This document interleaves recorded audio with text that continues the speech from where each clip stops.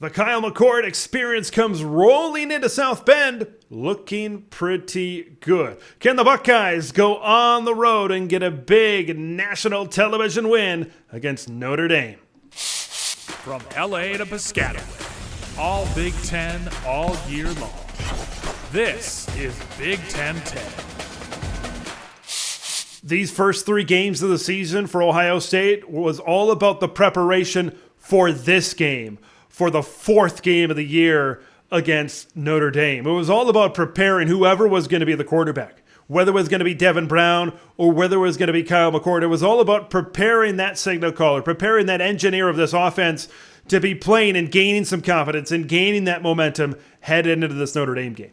In this last game against Western Kentucky, I really saw Kyle McCord take some big steps forward. I saw this coaching staff kind of take some steps forward and letting him take the reins, putting the ball into his hands and let it rip, letting him really sling it around the yard. I saw some very accurate throws. I saw some deep throws, short throws, medium throws. This offense really started to get some momentum. They really started to hit those big plays that we are so used to seeing Ohio State hit, those home run plays. Over the years on this channel, I've been talking about if you want to contain Ohio State, if you want to beat Ohio State, you got to limit those home run plays. But we're starting to see more of those big explosive plays for Ohio State, which is a great sign for the Ohio State Buckeyes. Let's talk about Notre Dame. Let's talk about the opponent. And they got a pretty good quarterback of their own. Even though Kyle McCord is getting better, he's not the best quarterback on the field. Sam Hartman is the best quarterback on the field. Boy, does he have this Notre Dame offense humming like we haven't seen maybe since the days of Brady Quinn, maybe like a Jimmy Clausen, that type of mid-2000s, late 2000s era. I don't know if they've had a quarterback talent on campus of Sam Hartman's talent level since those days that I just previously mentioned. They're putting up points in the 40s, and let's kind of break down how they're doing it, why they're doing it. First of all, of course, it starts with Sam Hartman. And here's the thing. Unlike Ohio State, they don't really have a superstar wide receiver or two on the outside. Let's break down some stats on some of their wide receivers. Notre Dame does a great job spreading the football around. 6 players have 6 or more catches this season. The leader in receptions on this team has 12 catches. The leading receiver in yards is Chris Tyree, a former running back, and he has 8 catches this season. Let's dive into it a little bit more. Nine different players have a touchdown catch this season. Tight end Holden Stays leads the team with 4 touchdown catches. So what does this all mean? They spread the football around. As a defense, as an Ohio State defense, you got to have your eyes on each and every single skill player on the field. Because you know what? Sam Hartman's going to find him. Sam Hartman's going to throw him open. They might not be the most explosive bunch in the world, but they're solid and they're good enough to do enough where Sam Hartman can make plays. Where Sam Hartman can find the open guy. Hey, you forget about the tight end, I'm going to hit him on a 10-yard out. He's going to take it for another 15. You forget about the slot receiver, I'm going to throw a little 7-yard slant. He's going to take it for another 20. You got to have every single level of this offense accounted for. If you don't, Sam Hartman is going to make you pay. That's the cold hard truth. He is as good as I've seen a quarterback so far. And we've had a lot of good quarterbacks in college football, but he's right up there. And he has this offense really humming, especially the passing offense like we maybe haven't seen in a while at Notre Dame. But it doesn't stop at the passing offense. Okay, if you ask Ohio State fans from last year, they know the name Audric Estime. This was kind of a more physical game last season, and a big reason for that is because of Audric Estime in the backfield. Boy, he is big, he is powerful, and he is very, very difficult to run down. This Ohio State defensive front, I think, is going to be tested. There's going to be a lot of tests on the field for Ohio State, right? Because you had the game against Indiana, and then you had a couple of these other games where they were able to roll through. Oh, this is the first big test for Ohio State. And when we talk about the defensive front, when we talk about that front 7, that's what we talk about in terms of the strengths of this Ohio State defense. How will they defend? How will they toughen up? How will they buck up against this good offensive line led by left tackle Joe Alt? And this running game, of course, led by Audric Estime. There's some other guys that can get involved as well, but it's the power run game of Audric Estime. It's the ability of Sam Hartman to find guys over the top throwing the ball. It's that balance to this Notre Dame offense that really makes them so good right now. They are rolling. They have a lot of confidence coming into this game. I think both teams really have a lot of confidence.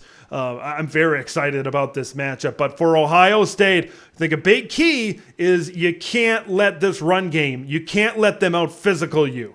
You need to be as physical or more physical than them on the defensive front. We know Ohio State has good pass rushers. We know they have a JT Tuimoloau. We know they have a Jack Sawyer, Tyler Williams. We know that these guys can pressure the passer. How are they going to do against the run?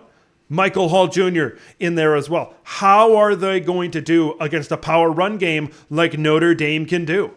And then when they go to the power run game, they can hit play action over the top. The defensive backfield, right? I'm not going to call it a weakness because I don't think the Ohio State defensive backfield is particularly weak. But how do they match up against all of these wide receivers, against the Notre Dame passing attack that likes to spread it around? There are some challenges for Ohio State, and this is going to be a learning experience for myself and for everybody involved. What are we going to learn about Ohio State on the defensive side of the ball? We know Ohio State can do some things on offense. We knew that even with a new quarterback coming in. We know that they're going to be just fine on the offensive side of the ball. For me, if Ohio State wins or if they loses, it's going to depend on their performance on the defensive side of the football. They don't need to totally stop Audric Estime. They don't need to totally stop Sam Hartman. You just need to play good enough where they don't go wild on you. That's where Ohio State really sits for me on that side of the ball. I'm really excited about the matchup. Joe Alt at left tackle. Who's going to match up against him? Is it going to be JTT? Is it going to be Jack Sawyer? Who's it going to be at that edge spot? And how are they going to approach that matchup against one of the best offensive linemen, one of the best tackles in all of college football? That's going to be something to kind of keep at the corner of your eye in this one. Who are they going to kind of put on the other side of the offensive line in terms of the matchup for Jim Knowles and Ohio State? Now let's talk about the Buckeyes on offense. I think a big key for this, when I look at this defense, I see a solid defense. I see a good defense maybe for Notre Dame. Sideline to sideline. Expose your speed, right? Expose that matchup that you have, that matchup advantage that you have with your speed and agility. Spread out the Notre Dame defense. Spread out the formation because you're going to have a big advantage with guys like Emeka Egbuka, Marvin Harrison Jr., and the like on the outside. Even if it's just short passes, screens, slants, short out routes, get them the ball in space because these Ohio State wide receivers, these Ohio State playmakers are going to make plays. They're going to get big chunks of yardage if you're able to separate from Notre Dame defensively. And if you get that pass game out to the barriers, out to the sidelines going early, that opens up the middle of the run game. Because I can just imagine early on, Kyle McCord gets in a rhythm, maybe with a shorter pass game, and they're going boundary to boundary kind of a thing with the formation, and then you have a run game. Now you only got 5 guys in the box. I could easily see then Travion gets it right up the middle and busted loose for 20 or 30 yards. Spreading out. Take advantage of your speed. Take advantage of the athletic ability that a lot of your players have. I think Ohio State could have a pretty good day on the offensive side of the football in this game if they can spread them out and really take advantage of those one-on-one matchups that the Buckeyes will have in this football game. I don't want to be boring, but it's going to come down to turnovers. I know that's kind of a cop-out in terms of a key as to who wins this game, but for Notre Dame, they're going to look to force some turnovers. You got to think that they're going to look to try to put heat on the young quarterback. Okay, Kyle McCord hasn't really been in the situation. Sam Hartman's a vet. He's played Power 5 football for a couple of years at Wake Forest, and they were good, I think, a couple of years ago. So he was in some fairly ranked games and some fairly bigger games. Maybe nothing to this extent, but you look at Kyle McCord, this is a young quarterback. Notre Dame, you got to think, wants to bait him into turnovers, wants to get pressure on him because I don't know if we know how he's going to react.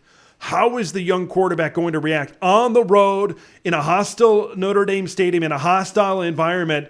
Okay, once he gets hit, okay, once he throws a few incompletions, once they have to punt, right? Once they get in his face, how is Kyle McCord going to react to that situation? You got to think that's what Notre Dame here wants to do defensively. Ohio State, slow down. You got to slow down this Notre Dame offense. I'm excited to see how this one is going to go. I think the winner of this one has a gripe that say, hey, we are a playoff team. Having this big of a win, whether it's Notre Dame or whether it's Ohio State, this is a big type of atmosphere. This is a big-time environment where the winner of this game can have a big notch on their resume, especially with Ohio State, with the schedule that they have coming up with games like Penn State and Michigan on the schedule. Who do you think is going to win? What do you think the score is going to be? Can Ohio State go into South Bend and win? Leave your thoughts in the comments below. Going to be a great game. We'll see you in the next one.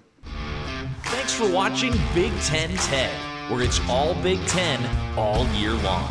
Make sure to like the video to spread the word of Big Ten TED to the masses, and subscribe to the channel for updates on Big Ten content that drops every day.